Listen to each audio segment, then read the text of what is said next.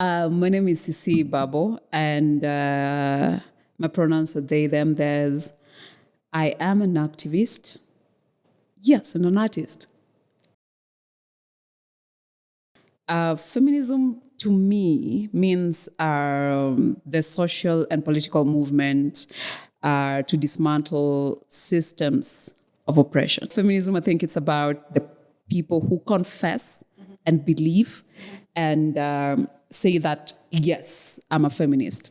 I realized as a queer Black person, I can't claim feminism in the way that I'd want to claim it.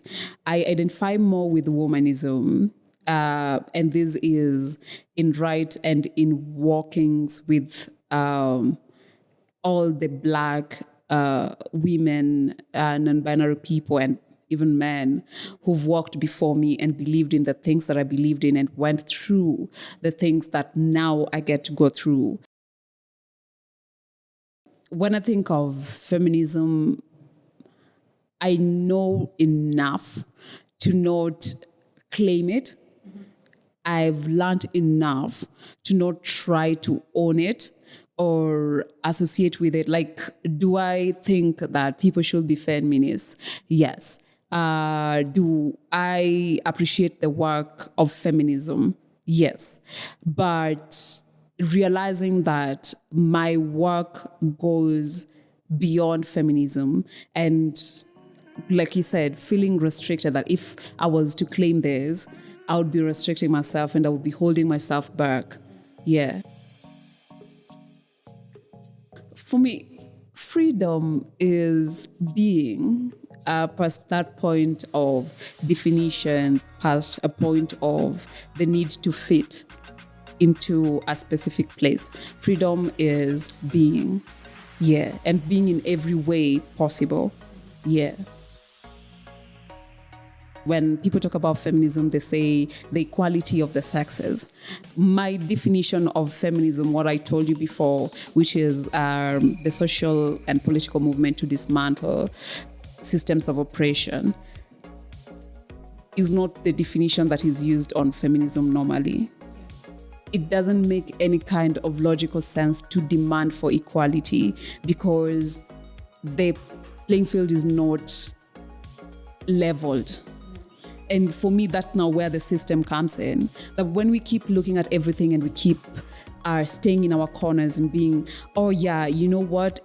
Yes, cool, affirmative action, cool, representation. But why do we need to do representation and affirmative action when the work that we're supposed to be doing is supposed to be coming from the other side? Conversation about equality, for me, it's not cutting it. It's not working.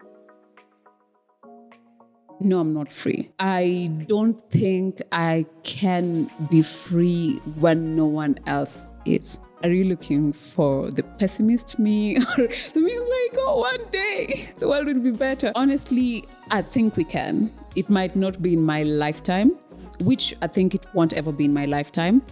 I have no problem with that. I have no problem dying with my chains. It might not even be in our children, the next generation's lifetime. But you know what? That's what happens with the wheel of time, that every one of us, we do what we are supposed to, and then we push it to the next generation. So for me, I'm not free.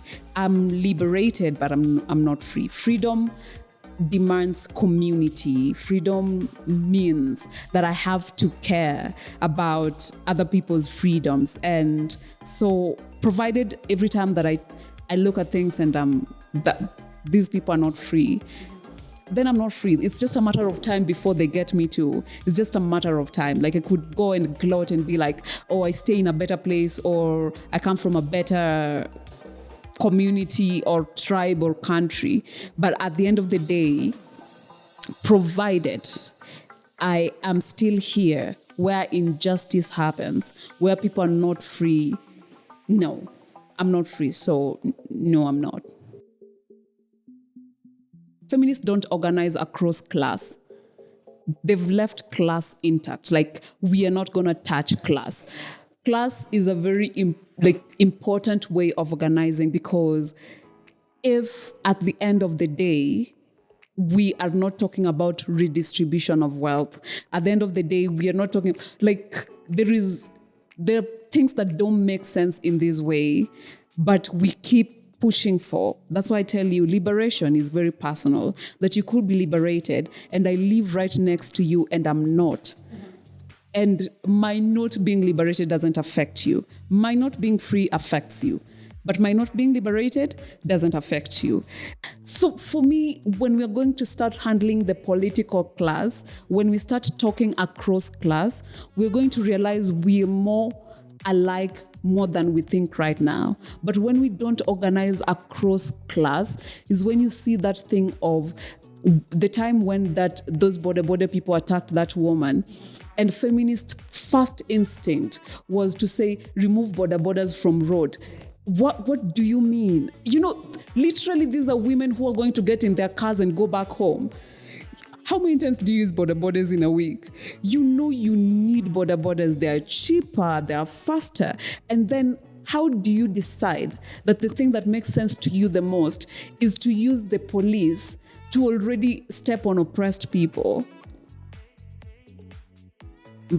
My first question will be, let's say it's 1776. Slavery is happening and you were sold from your country, from your people. We didn't have countries then, so you're sold from your nation and from your people. You're in this ship for I don't know how long. You get there, you're sick, everything has happened. And then you find that the slave runner, that's the person who's going to own you, is a black woman. Would you be happy? And have you ever seen that tweet that says, I don't support all women, some of you are oh, you guys can toot yeah? So, at least that bomb came from a woman pilot. It's cool. We can die in peace. It's a woman pilot, don't worry. It's that time that trans people realized that one of the people who do these nuclear weapon launches is a trans person. And you want to celebrate, oh my God, it's a trans person. But they are contributing to imperialism. Same way with the first black person to be in the Navy, I think head of the Navy. And do you know where they're being sent? Their first mission is to come to Africa. But are we going to be happy that now we're being bombed by a black person? If right now I started messing your freedom and liberation up, you wouldn't be like, oh yeah, Bagbo is non-binary and you know what? That's cool. We can take your oppression. We don't want... So for me, that's why I keep telling you we keep moving towards liberation, because liberation is the one that has points. At the end of the day, wouldn't you... it doesn't matter how many hugs I give you or I tell you, I really understand what you're going through.